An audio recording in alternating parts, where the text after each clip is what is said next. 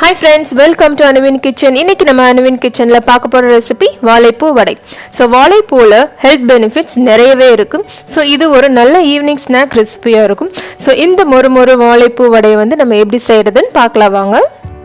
So first வந்து நம்ம கடலைப்பருப்பையும் சோம்பையும் நல்லா ஊற வச்சு எடுத்துக்கலாம். அதுக்கு ஒரு பவுல்ல 100 கிராம் கடலைப்பருப்பு சேர்த்துக்கோங்க. So இது கூட ஒரு 1/4 டீஸ்பூன் சோம்பு சேர்த்துக்கோங்க.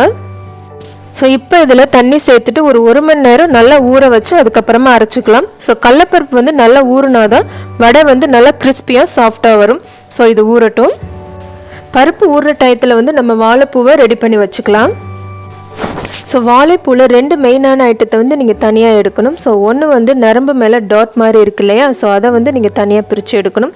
அதுக்கப்புறமா ஷெல் மாதிரி இருக்கிற இதையும் நீங்கள் தனியாக பிரித்து எடுத்துக்கணும். ஸோ பாருங்கள், நான் வந்து எல்லா பூலையும் அந்த நரம்பை வந்து எடுத்துட்டேன். ஸோ இப்போ வந்து இதை நம்ம கட் பண்ணிடலாம். ஸோ வாழைப்பூவோட இந்த கடைசி பகுதியை வந்து நீங்கள் சேர்க்க வேண்டாம். நீங்கள் சேர்த்துக்கிட்டிங்கன்னா வடை வந்து கொஞ்சம் கசப்பு தன்மையாக இருக்கும். ஸோ பருப்பை வந்து நீங்கள் இப்படி உடச்சி பார்த்தீங்கன்னா நல்லா உடையணும். ஸோ அப்போ வந்து நல்லா ஊறி இருக்குன்னு அர்த்தம்.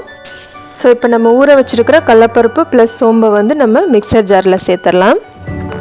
ஸோ இதோட ஒரு 3 காஞ்ச மிளகா சேர்த்துக்கோங்க. ஸோ இதை வந்து வடை பதத்துக்கு கொரன்னு நல்லா அரைச்சிக்கோங்க.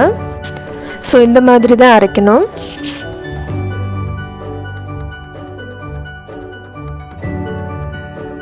ஸோ நம்ம அரைச்ச பருப்பை வந்து ஒரு பவுலில் ட்ரான்ஸ்ஃபர் பண்ணிடலாம். ஸோ இதோட 1 கப் பொடியாக கட் பண்ணி வச்சுருக்கிற வெங்காயத்தை சேர்த்துக்கலாம். அதுக்கப்புறமா கொஞ்சம் கருவேப்பிலை சேர்த்துக்கலாம். ஸோ இது கூட ஒரு 1/2 டீஸ்பூன் பெருங்காயத்தூள் சேர்த்துக்கோங்க. ஸோ நான் வந்து 4 பூண்டை தட்டி வச்சுருக்கேன், அதை இப்போ நம்ம சேர்த்துக்கலாம். ஸோ பூண்டை வந்து தட்டி சேர்க்குறதுனால நல்ல ஃப்ளேவர் கிடைக்கும் உங்களுக்கு. அதுக்கப்புறமா மல்லித்தலை சேர்த்துக்கலாம்.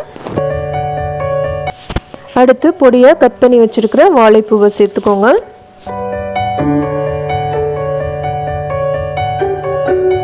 ஸோ வடைக்கு தேவையான அளவு உப்பு சேர்த்துக்கலாம். ஸோ இது இப்போ எல்லாத்தையும் நல்லா மிக்ஸ் பண்ணிக்கலாம்.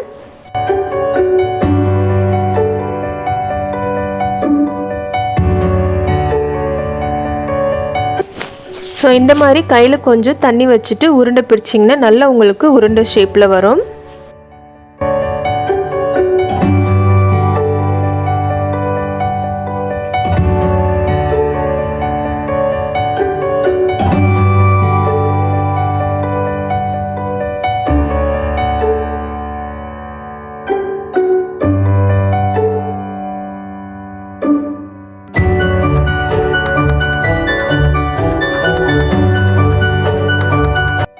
ஸோ இப்போ எல்லா மாவையும் உருண்டை பிடிச்சி வச்சாச்சு. ஸோ இப்படி உருண்டை பிடிச்சி வச்சிட்டிங்கன்னா உங்களுக்கு எண்ணெயில் தட்டி போட்டு எடுக்கிறதுக்கு ஈஸியாக இருக்கும்.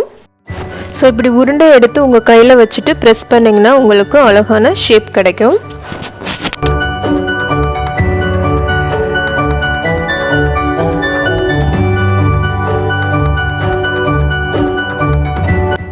ஸோ இப்போ நம்ம எல்லா உருண்டையும் தட்டி வச்சாச்சு. ஸோ ஒரு பேனில் பொரிக்கிறதுக்கு தேவையான அளவு எண்ணெய் சேர்த்துக்கோங்க. ஸோ எண்ணெய் சூடானதும் நம்ம தட்டி வச்சுருக்கிற வடையை ஒன்றா சேர்த்துக்கலாம். ஸோ ஃபஸ்ட்டு வடை போடும்போது நீங்கள் ஹை ஃப்ளேமில் வச்சுக்கோங்க. ஸோ அதுக்கப்புறமா குறைச்சிக்கோங்க. ஸோ அப்போ தான் உள்ளே நல்லா வேகும். ஸோ ஒரு பக்கம் வெந்ததும் இன்னொரு பக்கம் திருப்பி போட்டுட்டு நல்லா கோல்டன் ப்ரௌன் கலர் வர வரைக்கும் நல்லா வேக விடுங்க.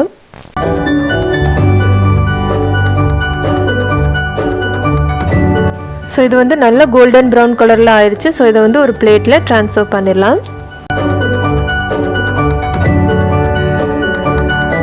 ஸோ இதே மாதிரி நம்ம எல்லா வடையும் போட்டு பொரிச்சு எடுத்துடலாம்.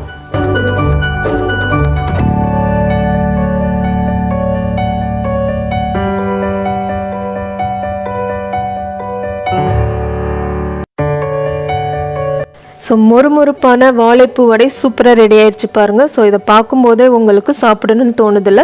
ஸோ அப்போ நீங்கள் கண்டிப்பாக இந்த வாழைப்பூ வடையை நீங்கள் வீட்டில் ட்ரை பண்ணி பாருங்கள், ரொம்பவே சூப்பராக இருக்கும். ஸோ இந்த வீடியோ உங்களுக்கு பிடிச்சிருந்துச்சுன்னா லைக் பண்ணுங்கள், ஷேர் பண்ணுங்கள், கமெண்ட் பண்ணுங்கள். மறக்காமல் அனுவின் கிச்சனுக்கு சப்ஸ்கிரைப் பண்ணுங்கள். தேங்க்ஸ் ஃபார் வாட்சிங்.